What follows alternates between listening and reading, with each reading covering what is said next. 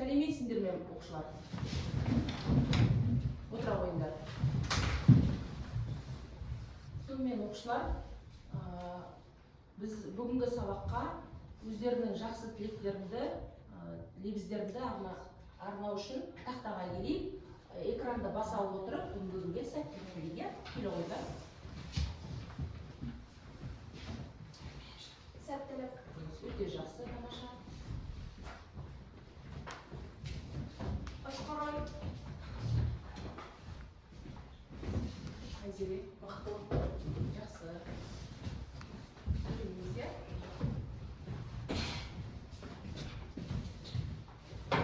Алғырыл. Өте жақсы, тамаша. Дидар. Білім. Білім. Дұрыс. Бүгінгі сабақта өздерінің білімдерді көрсетуіміз керек. Дұрыс, жақсы көңіл. Сабырлық.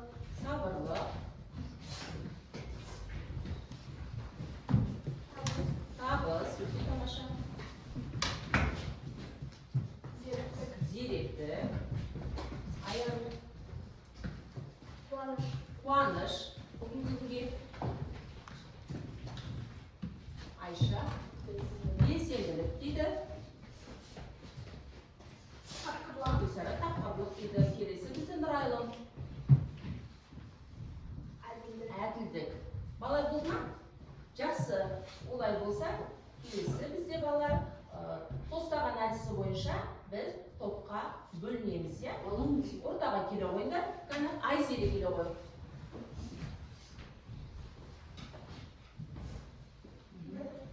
Бір тобына мен қойып қойдым балалар. Бірінші топ ет тобы болады. Екінші топ қымыз тобы болады балалар.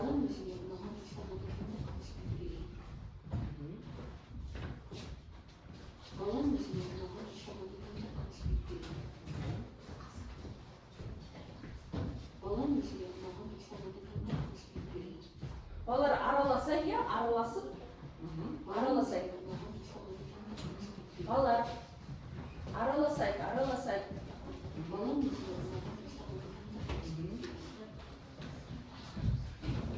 Жақсы.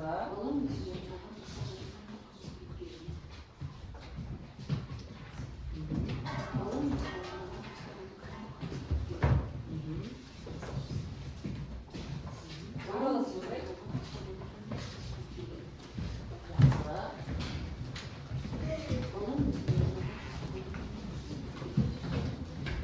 Күш қысап деген балалар.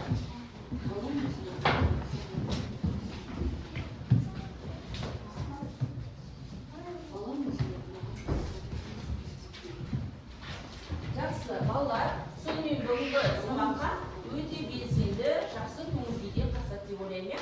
Сонымен бірінші топ ет тобы болды, екінші бізде қымыз тобы болды. Жақсы. Енді бізде балалар қазір саяхат әдісі бойынша бейнебаянды көреміз. Екі бейнебаян берген. Бірінші бейнебаянды көріп алып, өз түсінгендеріңізді айтамыз, иә? Ал жақсы. Жақсы көңілмен күйіне қатысайық, балалар. Қандай қойдар? Қазақтың ұлттық тағамдары сан ғасырлардан бері қалыптасқан дәстүрлі ас мәзірі. Көшпенділердің тағамы денсаулыққа өте пайдалы және қазаққа ғана тән қонақжайлылығымен, кеңдігімен ерекшеленеді. Біздің халық әубастан қуаты жоғары, құнарлы тағамдарды пайдаланған. Әр тағам өте нәрлі, дәмді, адам ағзасына пайдалы дәрумендер мен минералдарға, микроэлементтерге бай. Түрлеріне қарай арнайы уақыттарда арнайы қонақтарға тартылатын тағам түрлері бар. Ас тарту өзі үлкен тәрбиеге, сыйластыққа негізделген. Тағамдардың асқазанға әсері мен ас қорытылуына қарай өз ретін сақтап, ұсынудың да зор мәні бар. Халқымыз кәделі әрі орны бөлек тағамдарын ет пен сүттен жасаған. Қымыз, шұбат сияқты шипалы тағамдар батыс елдерінде мүлде жоқ. Бұл біздің ең басты ерекшелігіміз. Астарыңыз дәмді болсын.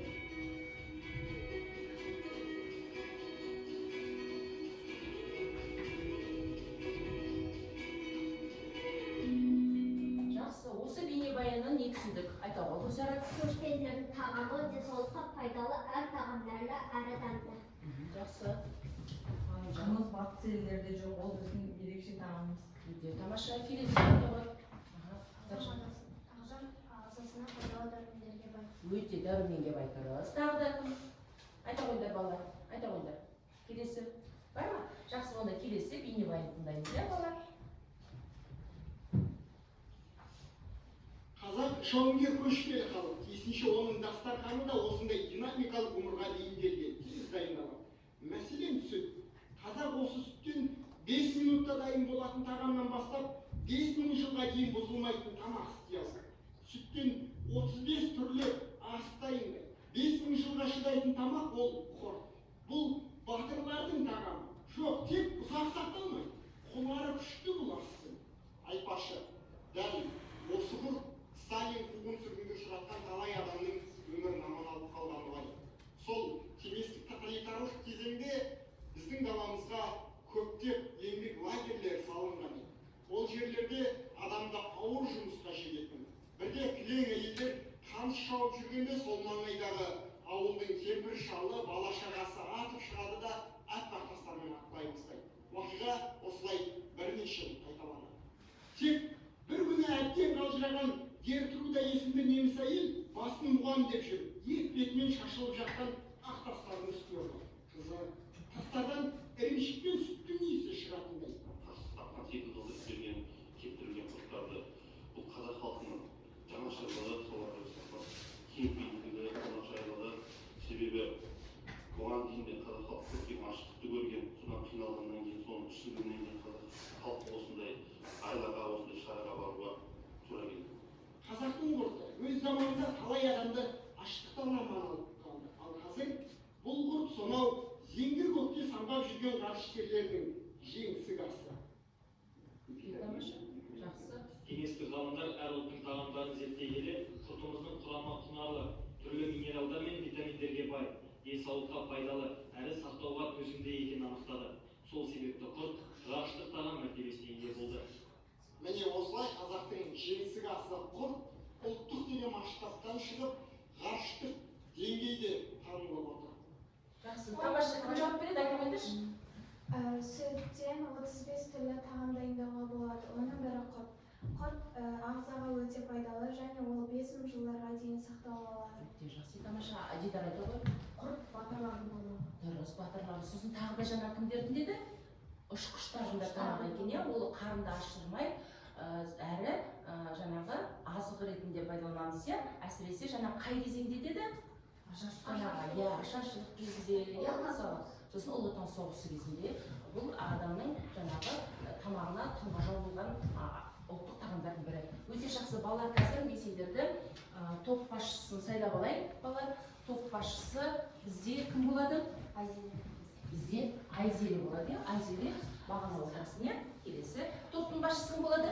Ғалымжан болады. Ғалымжан бағалап отырасың, иә? Бағалап отырасың. Жақсы. Енді балалар, сендерге өзін бағалау, бұл соңында өздеріңе баға қойып отырасыңдар, иә? Мысалы 10 балл, 8 балл, 5 балл, 7 балл дегенде, иә? Ала қойыңдар. Нешеу бізде? 3, 4, 5, 6, иә? Балалар жайды. 6 ғой, иә? Топ бердің бе? Балалар? Ала қойыңдар. Тағы кімге жетпейді? Жетпей ма? Балалар? Жақсы. Келесі бізді ала қойыңдар.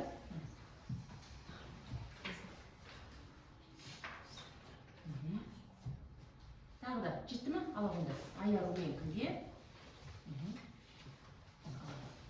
Жақсы. Жетті ме балалар? Енді балалар топ басшысы өзі бағалап отырады. Өзін бағалау әркім өз соңында бағалайды.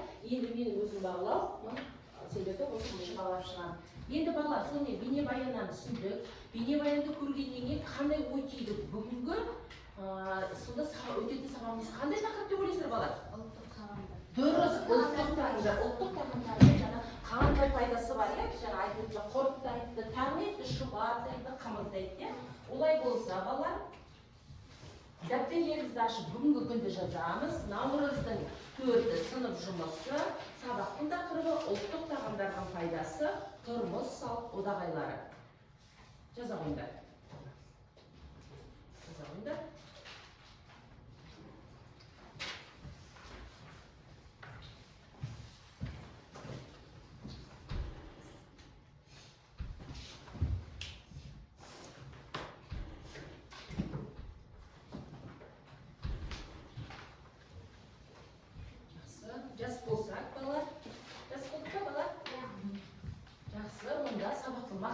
таныс өтейік. Мәтін бойынша проблемалық сұрақтар құрастыру, одағай түрлерін ажырата білу, қолдану, иә, бұл сабақ барысында. Енді бізде тәтті құрт әдісі бойынша тақтаға келіп, біз келе ғой Гүлсара, құртты басамыз мұны. Сұраққа жасырылған. Бұл үй тапсырмасы бойынша бекіту. Сонымен одағай дегеніміз не дейді? Қайсы? Одағай дегеніміз дербес мағынасы жоқ адамны көріскен білдіретін немесе жануарларға қаратып айтылатын сөз. Өте жақсы. Гүлсара келе ғой дейді. Былай өтесің, иә, жақсы. Келесі сұрақ қандай? Оқиға сұрақты. Одағайдың ерекшелігі. Дұрыс. Қайсы ол? Дербес неке. Басамыз мына жерге. Мына жерге баса қойып. Дұрыс. Дербес лексикалық мағына болмайды, басқа сөздермен грамматикалық байланысқа түспейді. Сөйлеушісі болған. Келе ғой, Альбина. Альбина келе ғой. Сұрақты оқимыз, иә, сосын сұрақты жауап береміз. Шақыру одағай дегенімізде. Дұрыс. Қайсысы? Жаңа баса қойын. Не деген сөз? Малды ит құсты шақыруға не қууға байланысты айтылатын сөздер. Тамаша. Жақсы. Енді балалар, сендер өздері бағалап отырыңдар. Мен өзім бағалап отырайын. Мына жерде бағалау парағы бар. Сонымен тақтаға бізде Альбина шықты, сосын кім шықты? Гүлсара шықты бізде, сосын Дидар шықты. Тағы кім? Ол, иә, өте жақсы, тамаша. Бұл үй тапсырмасын бекіту ретінде, қайталау ретінде берілген тапсырмалар болатын. Келесі бізде балалар тыңдаймыз, иә? Тұрмыс салт одағайлары өмірге жиі қолданылатын одағайлар. Бұған амандасу, қоштасу, сыйластық белгісі ретінде қолданылатын қош, қайыр, рахмет, ассалаумағалейкум, кеш жарық деген сияқты сөздер жатады. Одағайларды құрамына қарай екі топқа бөлуге болады. Түбір негізгі одағайлар бай, қап, ой, бәсе. Күрделі бірнеше сөзден біріккен, қайталанған, қосарланған одағайлар апырмай әттегенде бәрекелді.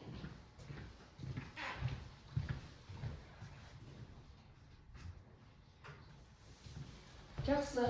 Сонымен балалар бүгінгі өтетін тақырып тұрмыс салт одағайлары. Енді осы жерде түсіндіріп берші, жалпы одағайлар бұрын бізде үшке бөлінетін, иә?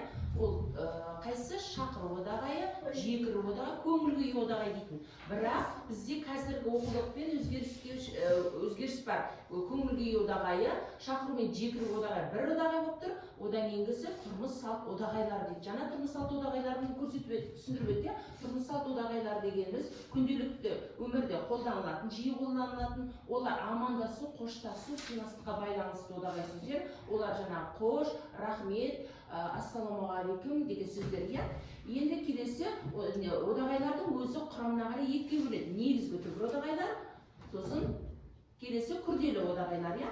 Негізгіге олар бәсе, пәлі, ой деген сөздер жататын болса, күрделіге ол жаңа қосарлану, тіркесу, жаңағы бірігу арқылы жататын. Мысалы, ойпырмай, апырмай, мәссаған деген, иә. Жақсы. Сонымен келесі балалар бізде тапсырма берген. Енді біз топқа бөлінді ғой, ет тобы, қымыз тобы деп, иә. Енді бірінші мәтінді оқимыз, бірінші топ проблемалық сұрақтар құрастырамыз. Авторына сілтеме жасай отырып, міндетті түрде балалар әңгімелеп береміз. Әңгімеле дегенде балалар кім? Каусар, Айзере қысқаша мазмұн айтуға болады, иә? Айзере қысқаша, тек толық емес, қысқаша не түсіндіріп соны айтасыңдар, иә? Екінші топ оқылы мәтіннен одағайларға түрлерін ажыратамыз, иә? Гүлсара, айару, сымбат, иә? Белсендірек қатысайық. Жақсы. Топ қоя ғой, қағазды Дидар, қағазыңды қоя ғой. Жақсы. Орындай ойында. Орындаймында. Әңгімеле дегенде балалар толық қысқа не туралы айтылған айтып өтуге болады, иә? Бұл жерде не туралы айтылған?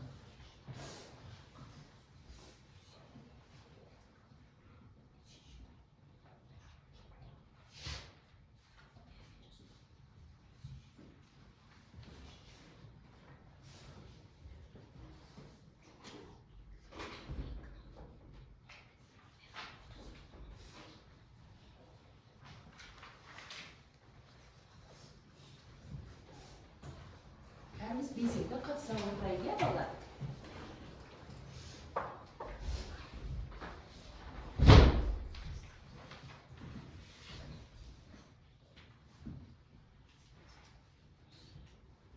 бізде бағалау дескрипторлар берілген, мәтінді оқиды, проблемалық сұрақтар құрастырады, авторына сілтеме жасайды, әңгімелейді. Екіншісінде оқылым мәтінін одан табады, түрлерін ажыратады. Бізде екінші топ бітті ғой деймін, сонымен Гүлсара жауап бере қойсын. Шіркін дүние ай, көлге одағай әй, шақыр одағай. Шақыр одағай иә. Жақсы, бізде Ғалымжан жауап берген деп отыр. Топтың бәрі жауап беруге болады. Шіркін дүние ай, шіркін көлге одағай.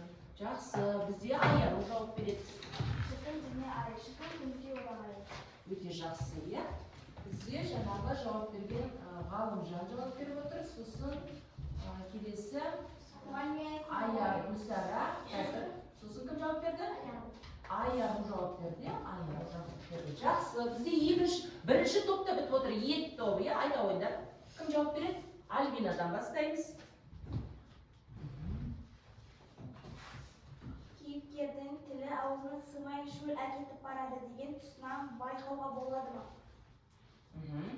Қандай тағы бір қайталап қойшы. Кейіпкердің тілі аузына сыймай шөл әкетіп барады деген тұсынан байқауға болады ма? Иә, нені байқауға болады? Иә, мысалы, Айзере айта ғой. Қазір жауап береміз. Авторы Қабдеш Жұмаділовтың Қаздар қайтып барады әңгімесі. Проблемалық сұрақ: неліктен шал суды қатты аңсады? Неліктен шал суды аңсады? Дұрыс. Одан кейін? Шал жолда кетіп бара жатыр, өзін шөл деген соң дорбасын ашып, оның ішіне кішкентай дорба алып, дорбасын қарады. Ол жерде бір-екі тамшы су жатыр екен. Ол суы таусылғанын, 2-3 күн бұрын таусылғанын есіне түсіріп, содан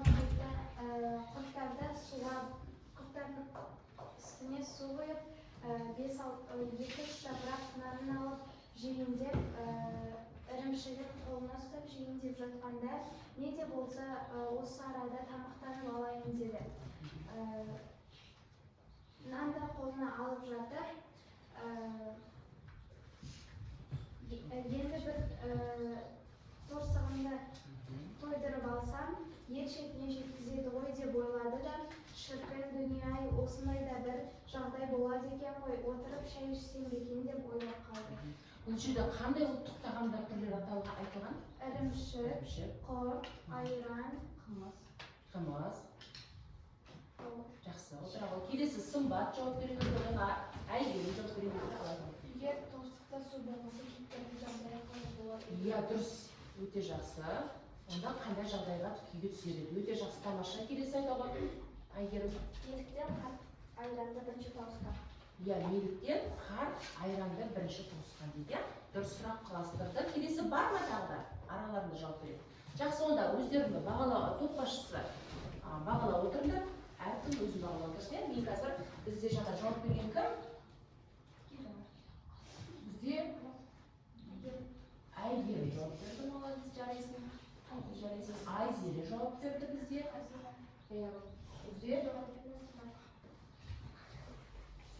Сымбат жауап берді. Альбина жауап берді. Жақсы, тағы болды, иә? Жақсы. Келесі балалар, бұл екі тапсырманы, екі топ тамаша орындап шықты. Сонымен бізде келесі тапсырма бар. Енді келесі тапсырманы балалармен түсіндіріп өтейін. Екінші тапсырма. Бірінші топқа береме. Бірінші топ бізде ет тобына жағдаятты шешті. Бұл жерде түсініп алдар балалар. Мектептің жәрмеңкесіне сені де шақырды. Онда әр оқушы өз отбасының ұлттық тағамын ұсынуы қажет. Сен қандай ұлттық тағамды таңдайсың, мәтінде одағайдан мысал келтір. Балалар, біз бүгінгі өткен жаңа мысал одағайларын өттік қой. Оған амандасу, қоштасу жатады дедік, иә, мысалы. Сол сияқты қазір сен мына мәтінде берген осы ішінде жаңағы одағайды не істеуге болады? Қатыстырып кетуге болады. Иә, мысал одағайларды қатыстырып кетуге болады. Енді екінші топ балалар, сенде қымыз тобы. Бер қарай, Нұрайлым. Төменде берілген сөздермен одағайларды қатыстыра отырып, сөйлемдер құрастырыңдар дейді. Бір салым тұз, бір қайнатым шай, бір шым тұз, бір жұтым қымыз, бір асым ет, бір шыны шай, бір тілім нан, бір жапырақ ет, бір тілім ет, бір қарым май, Bir tabaq et, bir sürequrt, bir bilan quyruq, bir sabaqimiz uyme tabaq et, sabaqimiz astау et, tegini süt. Бұл жалпы білесіздер, тағамға байланысты дәстүрлі өлшем атаулары, иә? Мысалы, бір қарын май дейді, бір қарын май, бір қарын май шіркет деген сөз бар балалар, иә? Жақсы, енді осы тапсырмаларды орындаймыз.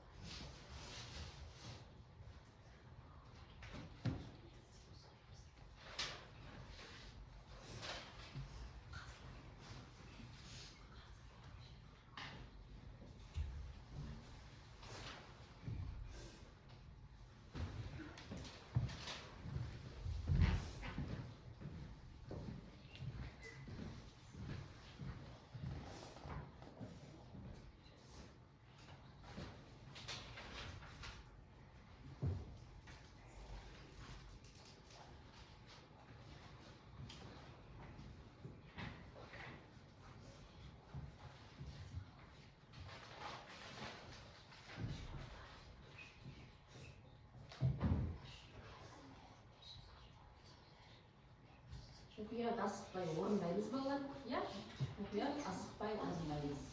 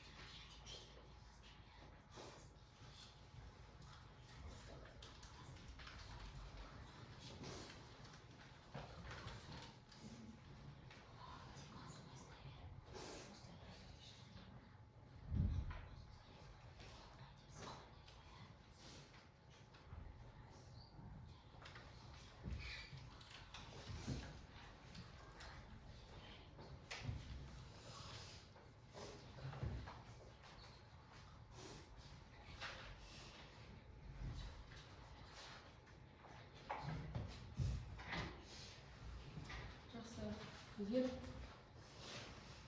балалар тапсырманы орындасақ, жауап берейік. Қане бізде енді қай топтан бастаймыз? Ет тобынан бастайық, иә, балалар, ет тобынан бастайық. Бұл жерде сіздерді жағдаятты шешу, иә, қазір. Махамбет. Мен жәрмеңкеде болсам, Қауыстамыз, қашан? Мен жәрмеңкеде болсам, Қамыстанда едім. Маған бір сатып алушы келіп, ай шіркін қымыздың дәмі не деген керемет. Әй, осы қымызды өмір бойы сүйіп өтермін деп кетіп қалды. Одағайлар шіркін, әй, керек. Ары қарай келесі бізде Каустар жауап берсін, қазір ет тобы толық аяқтасын, сосын Альбина жауап берді, айта ғой. Мектептің жәрмеңкесіне мен қазақтың ұлттық тағамы бауырсақты таңдар едім. Бауырсақ дастарханның сәні. Жәрмеңкеде бауырсақты кішкентай дорбаларға салып ұсынып қасына қысқаша мәлімет жазып қояр едім. Ой, қандай дәмді деп достарымыз сүйсініп жатса, мен де қатты қуанар едім. Әттеген-ай, осындай ұлттық тағамдардың күнде де жиі бермейміз ғой. Одағалар, әттеген-ай. Жақсы. Келесі Альбина жауап бере ғой.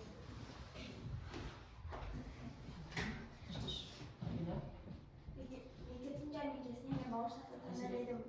Бауырсақ дастарханның сәні, халқымыздың қонақжайлығын білдіретін ерекше тағам. Оны дайындау үшін де аса қатты қиын емес.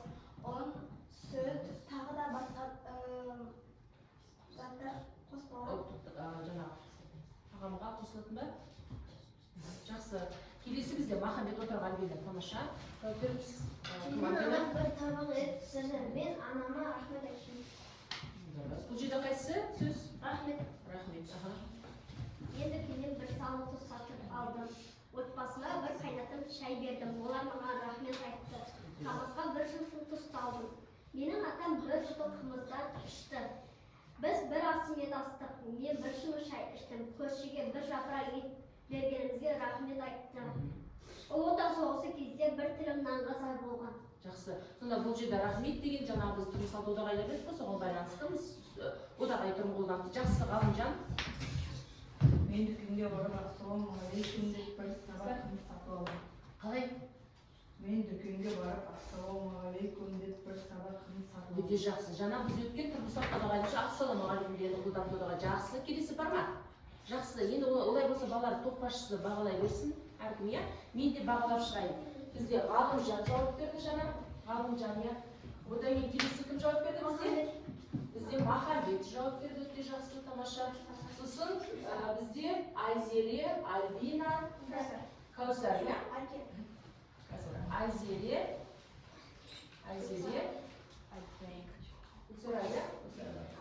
Каусар, Айгерім, иә? Жақсы, балалар. Жақсы, келесі балалар бағаладыңдар ма? Бағаласа, әркім өзін бағалап отыр, сосын топ басшысы, иә? Келесі бізде балалар тапсырма. Бізде Махамбет үшінші тапсырма берілген. Бұл жерде сендер ет тобысыздар, сендер қымыз тобы, иә? Ұлттаған. Енді әр топ балалар сендерге парақ берген, иә? Алдарында тұр, маркерлер тұр, ақпараттар тұр. Енді әр топ өзінің атауымен берілген сөзді сипаттама береді, салыстырмалы талдау жасайды, иә? Біз оны тақтаға шыққасы қорғаймыз. Асықпай отырып, жаңағы диаграммасы түрінде фастфуд пен етті Айзере бастаған топ салыстырады, екінші Ғалымжан бастаған топ қымыз бен тәтті сусын салыстырады, иә? Дескриптора берілген, сипаттама береді, тағамды салыстырады, ортаға жазады, ойын қорытындылайды.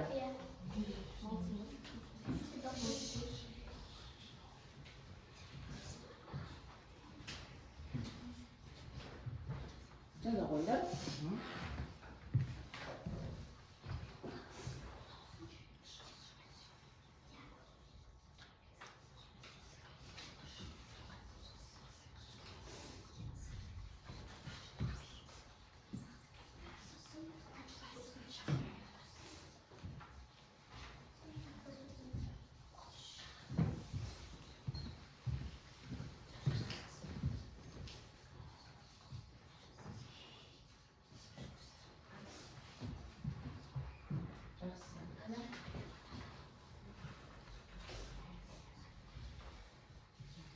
Ойларын айта қойып тұрса егер әркім өз ойларын пікірін білдіре отырсын, иә? Дидар, көмектесіп пікір білдіруіне. Жақсы.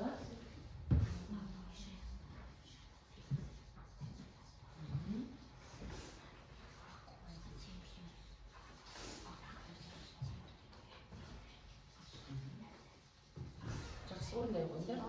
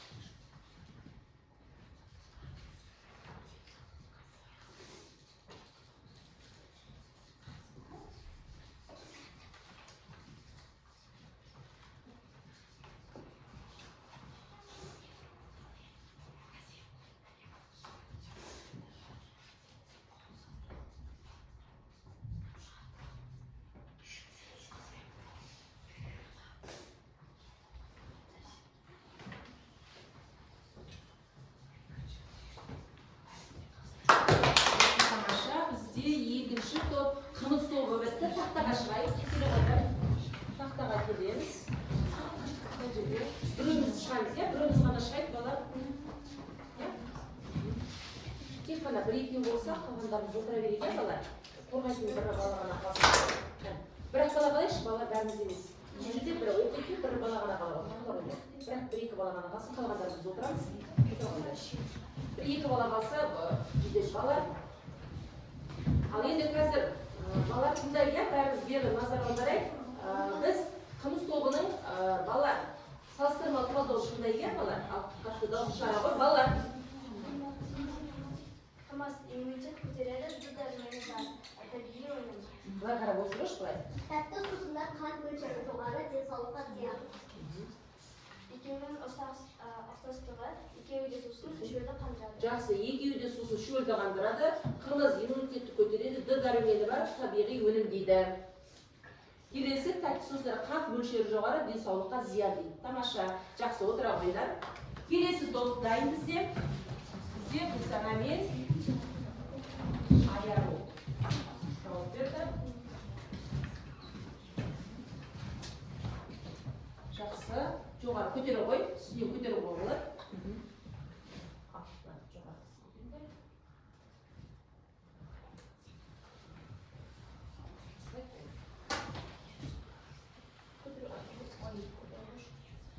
Біреуміз ғана балар, екі-үш бала тұрмаймыз, тек қана бір-екі-ақ бала қалсыншы, біреуміз ғана. Біреуміз отыра қойып. Тез дайындалды көбіне жартылай фабрикат құрамында тұз, қант, май мөлшері жоғары, калориясы көп. Бұл дәрумендеріне бай табиғи өнім малда қанады, ақуыздар мен майларда бар. Жақсы, сонымен фастфудты не дейді? Көбіне жартылай фабрикат дейді, құрамында не бар дейді? Тұз, қант, май мөлшері көп дейді. Калориясы көп дейді. Келесі етті не деді жаңа? Д дәруменіне бай, табиғи өнім дейді. Малдан алынады, ақуыз майлары бай дейді. Ортақ қасиетін ұқсастығын оқиғыш? Екеуі де тағам түрі адам ағзасына энергия береді, құрамында ақуыз бен май бар. Дұрыс. Екеуі де тағам түрі, жаңағы құрамында май, ақуыз бар. Өте жақсы, тамаша орындап шықты. Сонымен бұл жерде бізде кім жауап берді? Сымбат пен Айгерім, иә? Айгерім. Жақсы. Бұл тапсырманы өте тамаша орындадық, балалар. Келесі бізде төртінші тапсырма бұл балалар берілген одағай түрлерін бір-бірден сөйлем жазамыз, иә? Бұл жерде қуаныш білдіретін одағай, өкініш білдіретін одағай, таңдану білдіретін одағай, тыйым салу одағайы және шақыру одағайы. Жақсы, осы тапсырманы орындайық. Орындай ойындар балалар.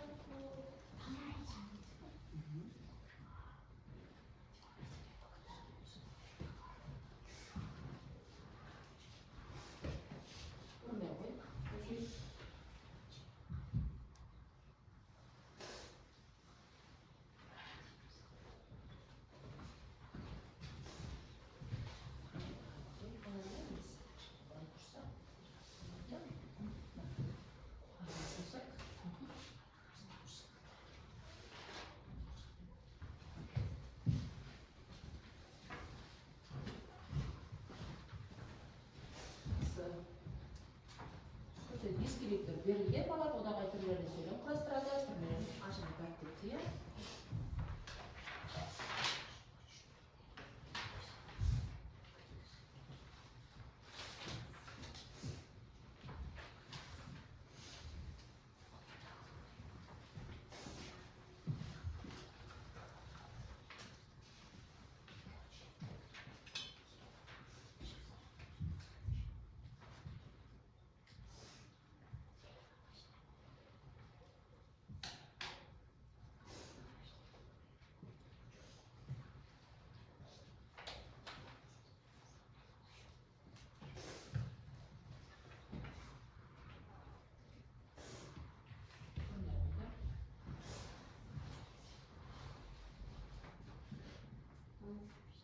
Dayınız var?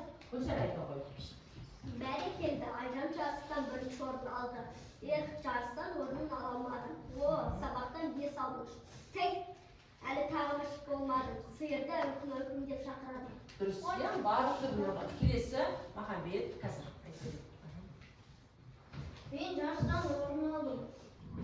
Жоқ, мен жарыстан орын ала алмадым.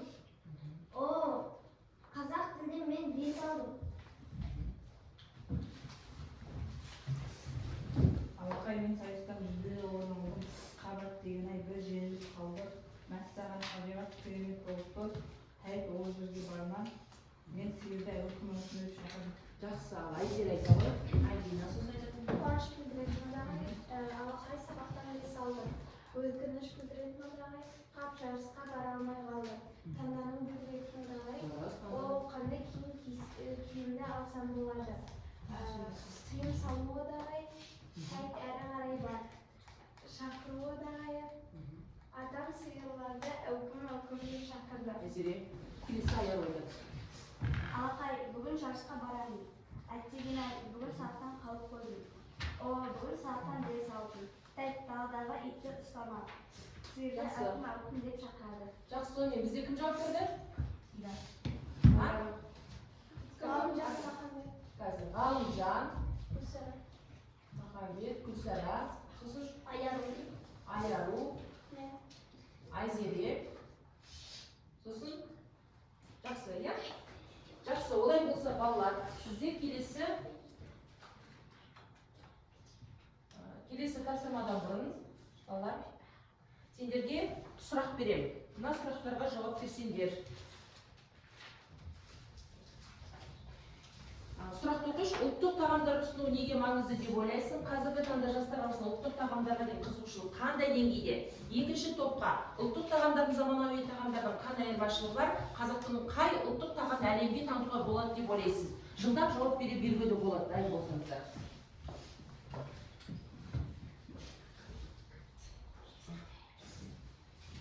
Жақсы. Дайын болса, көтеріп жауап беруге болады.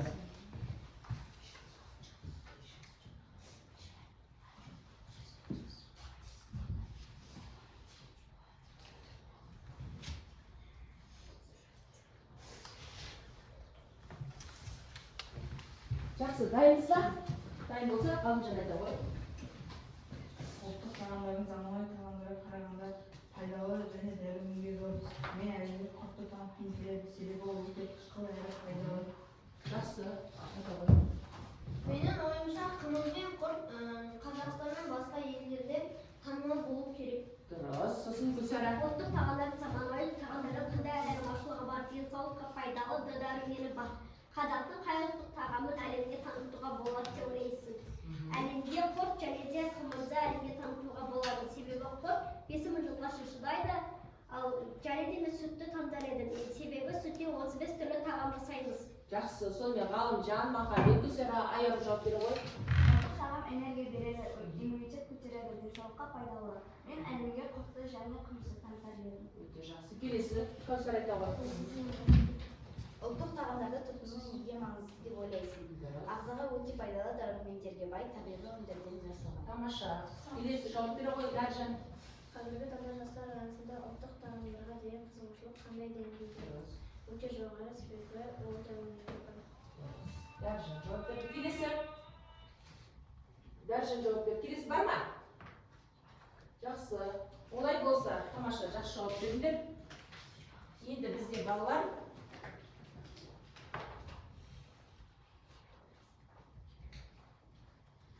Белдемес бұрын маған бала бірінші маған рефлексия бойынша маған сабақ түсінікті болды. Менің бірнеше сұрағым бар, маған сабақ қиын болды дегенде жауап бере ғой. Келіңдер, келе қойыңдар. Бір деп жауап бере беріңдер. Көкті басамыз, көкті басамыз. Көк жазуды басамыз балалар. Көк жазуды басамыз.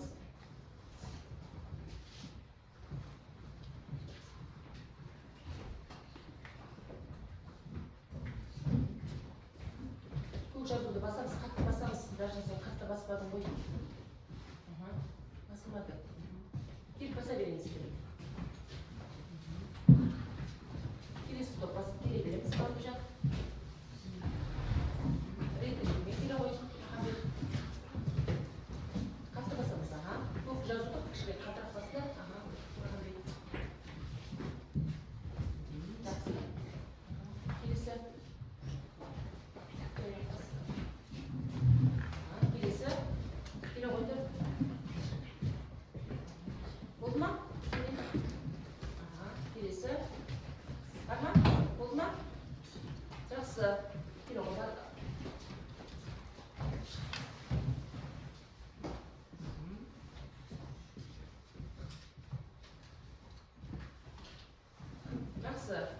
Сонымен балалар, біз сабақты қорытындай келе үй тапсырмасын беремін.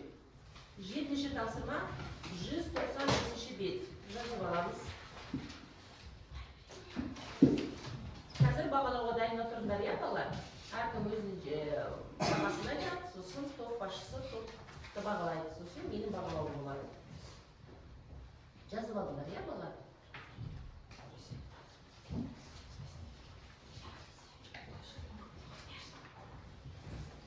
Жақсы. Сонымен балалар Гүлзара бастай ғой. Бірінші топ басшысы бастайды, топ басшысы. Бүгінгі сабақ бойынша Мейрам 9, Айша 9, Гүлзара 9, Айгүл 9, Дидар 10, Махамбет 10, Рамазан 10. Жақсы. Келесі топ басшысы. Айта қой, топ басшысы. Сымбат 8, Айкерім 9, Дәжан 7, Альбина 9, Гүлзар 9. Жақсы. Келесі бізде өзін бағалау бар, иә? Айта қой, өзін бағалау бойынша. Қатты дауыстап айтсаңдаршы. Мен сабақ түсіндім, өзіме 9 алдым. Мен сабақты түсіндім, өзіме 9 алдым. Мен сабақты түсіндім, өзіме 9 алдым. Мен сабақты түсіндім, мен өзіме 10 алдым. Мен сабақты түсіндім, өзіме 10 алдым. Өте жақсы. Келесі. Мен сабақты түсіндім, Махамбет. Қатты айта қой. Мен сабақты түсіндім, өзіме 10 алдым. Мен сабақты түсіндім, және де мен өзіме 9 алдым. Мен сабақ түсіндім, өзіме 9 алдым. Мен сабақты түсіндім, өзіме 10 алдым. Жақсы. Сонымен бүгін біз нені өттік? Балалар тұрмыстық одағайларын өттік. Тұрмыстық одағайына бір-бірден мысал келтіріп кетіңдерші. Мысалы, қандай сөйлем келтіреміз қазір? Бір сөйлем келтіріңіз тұрмыстық одағайларға. Айта ғой. Алақай алыстан ағаң келді. Тұрмыстық одағайларына мысалы, жаңа айттық қой, амандасу, қоштасуға байланысты. Айта ғой. Маған бір ұлттық бергенде көптен көп рахмет. Дұрыс. Рахмет. Арыстан атасына барып ассалаумағалейкум деп амандасты. Жақсы. Сонымен, жақсы. Сонымен біз ұлттық тағамдардың пайдасы. Сонымен тағамдардың қандай пайдасы бар екен? Айта қойыңдаршы. Ұлттық тағамдардың қандай пайдасы болды? Айта қойыңыз. Ұлттық тағамдарда біздің өзіміздің дәрумені бар, денсаулыққа пайдалы. Жақсы. Айта қойың. Күш қуат береді. Дұрыс. Күш қуат береді, иә? Дидар. Табиғи өнім. Дұрыс. Жақсы. Жақсы. Сонымен ұлттық тағамдардың пайдасы адам денсаулығына өте пайдасы зор, иә? Сонымен балалар, қазір мен сендерді бағалаймын, тыңдап отырыңдар. Сонымен сабаққа бүгін барлық оқушылар белсенді қатысты, иә? Бұл жерде бізде қатысқан әйгерімге бізде қатысып отырды. 8 балл. Одан кейін Айша бізде ол жерде жоқ. Гүлсара 10 балл. Одан кейін Ғалымжан 10 балл, Махамбет 8 балл, Айару бізде 10 балл, Дидар 8 балл, Айзере бізде 10 балл, Альбина 10 балл, Дәржан 8 балл, Кәусар 10 балл, Сымбат 9 балл болды, иә? Бізде барлығы сабақта өте белсенді қатысты сабаққа. Барлығы түсінікті ғой, иә балалар? Сонымен үй тапсырмасы жаңа алынды. Енді сонымен бүгінгі сабағымыз аяқталды. Сабаққа қатысқандарға көп рахмет. Сау болыңыз. Сау болыңдар.